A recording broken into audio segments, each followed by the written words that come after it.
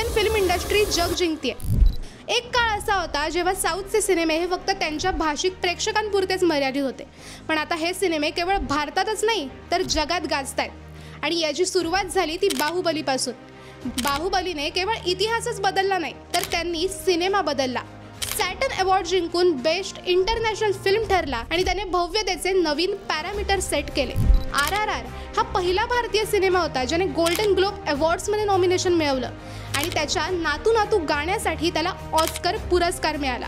South Indian सिनेमे जसे की बाहुबली, पुष्पा, 777 चार्ली, कांतारा हे फक्त ब्लॉकबस्टर सिनेमेच नाहीयेत, तर ते भारतीय संस्कृतीचे सॉफ्ट पॉवर रिप्रेझेंटेटिव्हज आहेत। साऊथ इंडियन सिनेमे हे फक्त मोठ्या स्टार्सचं ग्लॅमरच नाहीत, तर Kumbalangi Nights, The Great Indian Kitchen आणि आदू जीविथम यांसारखे सिनेमे जागतिक फिल्म फेस्टिवल्समध्ये, युनिव्हर्सिटीच्या फिल्म स्टडीजमध्ये आणि OTTsवर हिडन जेम्स म्हणून दाखवले जात आहेत। अशा कोणत्या फिल्म इंडस्ट्रीबद्दल तुम्हाला जाणून घ्यायला आवडेल सांगा आम्हाला कमेंट्समध्ये।